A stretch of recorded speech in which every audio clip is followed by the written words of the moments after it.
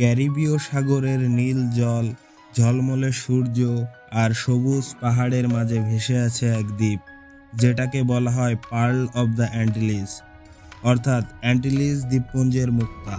হ্যাঁ, আমি বলছি কিউবার কথা। কিন্তু কেন কিউবাকে মুক্তার দেশ বলা হয়? এর পেছনে লুকিয়ে আছে শতাব্দীর ইতিহাস, সৌন্দর্য আর সংগ্রামের গল্প। ক্যারিবীয় সাগরের বুকে কিউবা যেন প্রকৃতির এক অনন্য সৃষ্টি। সাদাবালির সমুদ্র সৈকত, স্বচ্ছ নীল জল আর সবুজ পাহাড়, যে সৌন্দর্য প্রথম থেকেই মুগ্ধ করেছে অভিযাত্রীদের। ক্রিস্টোফার কলম্বাস 1492 সালে প্রথম কিউবা আবিষ্কার করে বলেছিলেন, the most beautiful land that human eyes have ever seen. সেই থেকে কিউবা হয়ে ওঠে অমূল্য রত্ন, যেন সাগরের মাঝে ঝলমলে এক মুক্তা। প্রাকৃতিক সৌন্দর্যের পাশাপাশি কিউবা ছিল অর্থনৈতিক সম্পদের ভাণ্ডার। কিউবার মাটি এতটাই উর্বর যে একসময় দেশটি ছিল বিশ্বের শীর্ষ চিনি উৎপাদক। চিনির পাশাপাশি কিউবান সিগারও আন্তর্জাতিক খ্যাতি অর্জন করে।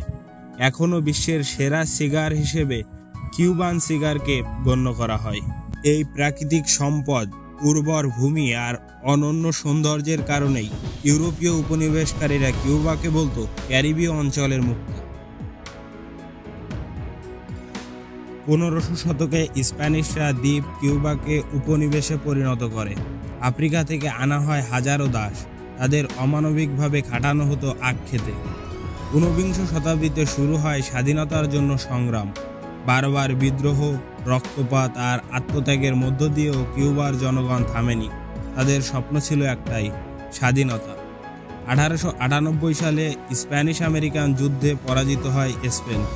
কিউবা স্পেনের হাত থেকে মুক্তি পেলেও মার্কিন যুক্তরাষ্ট্র সরাসরি শাসন না করে কিউবার রাজনীতিতে হস্তক্ষেপ করতে থাকে। ফলে প্রকৃত স্বাধীনতা তখনও আধারা রয়ে যায়।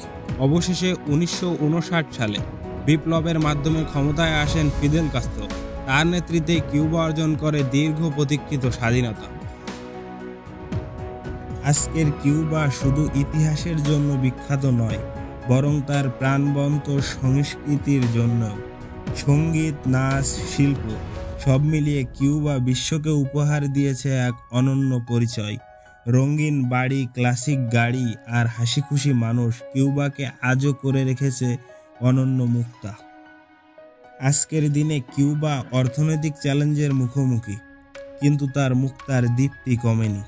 প্রাকৃতিক সৌন্দর্য, সংগ্রামের ইতিহাস, অমূল্য সম্পদ আর বর্ণিল সংস্কৃতির অনন্য মেলবন্ধনে কিউবা আজও ক্যারিবীয় সাগরের এক অমূল্য রত্ন। এ কারণেই একে বলা হয় পার্ল অব দ্য অ্যান্টিলিজ।